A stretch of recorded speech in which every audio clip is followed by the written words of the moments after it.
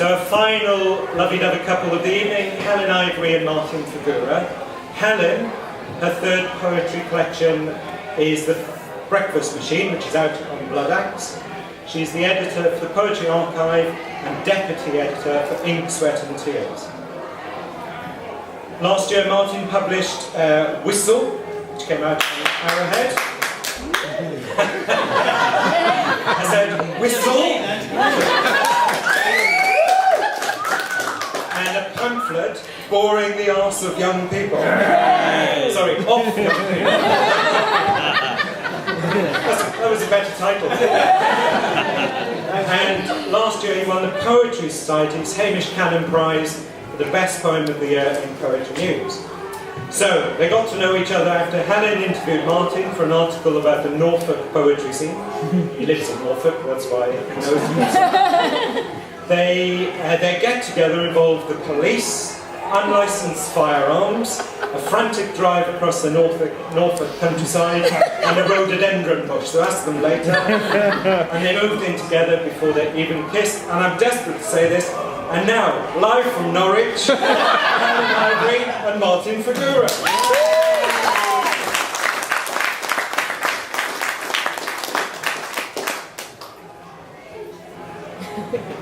Now, I'm going to work out how I'm going to juggle all these things. Okay. This is very precarious, this microphone. Can you hear me? Yes. Yeah. This poem is called Learning to Talk, and it's about finding a new language for love, like you do. Because this love has been written about so much, hasn't it? So, learning to talk.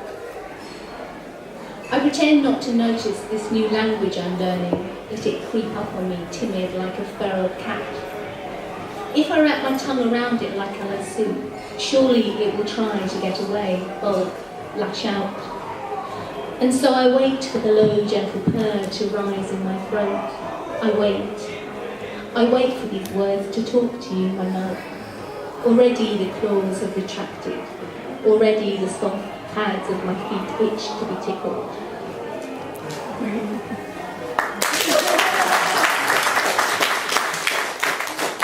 These are really short poems. They're probably about 30 or 40 seconds long. There's a few poems here about love and science, love and alchemy. This is Element.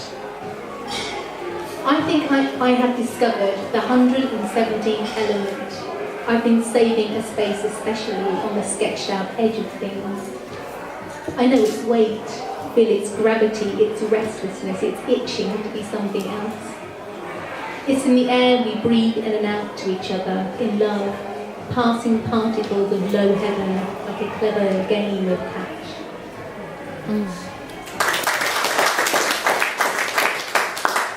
There's actually a place in the sky called low heaven, really. This is alchemy. Seasoned with a little fire, I am quicksilver in your hand. Drink me down, I am pure enough, the colour of sky and water. This could be a good thing for you. Think of it as an experiment. You don't even need to do anything, just accept me into your body. You will feel a freedom, a fluidity even. There will be no pain, only light, the kind that floods into every undiscovered part of your soul. This may seem dramatic, absurd even, and a certain amount of trust is required.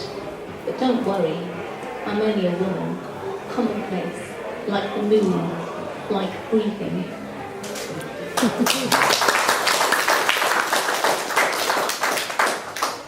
I'll read you a slightly newer one now, another short one. I don't know where it came from, here it is. Wish. Talk soft to me. Talk gently as the night shuffles its papers in high offices and hilltops. Talk low like cattle. Breathe hay-scented words and I will show you the book kept inside my coat. Already learnt by heart, by the nightjars that chirr to each other before daylight, setting the darkness home.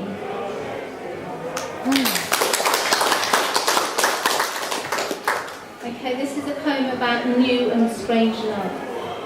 It's called Friday Night Tango. Monday and everyone's just arrived. Most have never danced before, nothing like this with proper steps. Alison has bought new shoes. By Tuesday, she has mastered a couple of the basic steps. Her partner is a perfect stranger, and this is the closest she's ever been to anyone. The scent of his skin is hard to wash from her hands. Wednesday night is spent sleeplessly. The curlers she's bought to tame her hair keep uncurling. And Tuesday she wakes on a pillow of pins and a mass of snakes. She spends ages looking for the skull cap she wears on these occasions. Friday night comes round so soon, but they are ready for tonight, her partner and she. Fluid, the teacher said that morning as they covered the floor with new line steps. Friday night and there's a band, but all you can really hear is a swish of feet on the wooden floor and the low gentle hiss of Alison's heavily lacquered hair.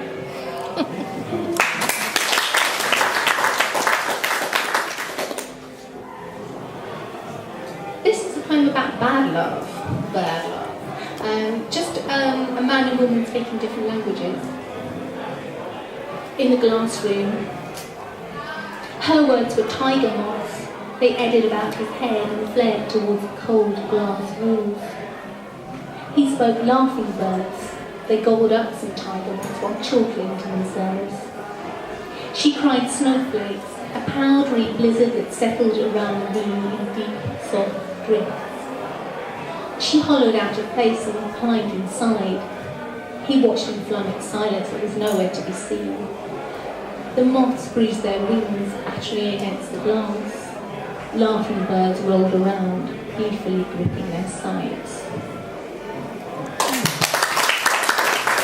Home cooking, and it's another thing, a bad love, and it's for my ex, and it's about cannibalism, kind of. Anyway, you kind of get the idea. Home cooking. I'll take your eyes first and boil them whole for stock, so you won't see what I do with your family recipe. How I boil for far too long and consequently burn the pan.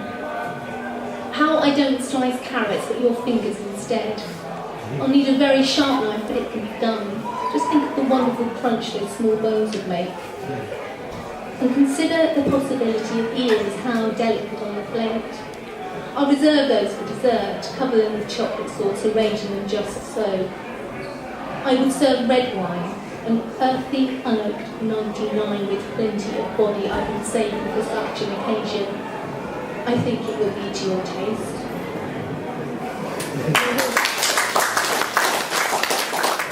This one Martin likes very much. Missing you, Spell. Today I will conjure you from thin air, using a strand of your hair I found on the pillow, and 2 drops from a vial of your blood I keep in the fridge door. These things I will add to boiling water with a few sprigs of rosemary and a teaspoon of virgin honey. I will chant your name in 13 languages. I will dance to the music of this. Then I will drink it down from the biggest glass I can find. I will drink until I do not belong to me. And as the sweetness burns right down to my stomach, I will feel your kisses at my throat, your fingers pressing at my skin, your tongue caressing every cell, every dark pathway in the hallowed cave of my body. Next door is used to this. They no longer call round to ask why the walls are shaking. They no longer question the animal cries escaping through cracked kitchen windows.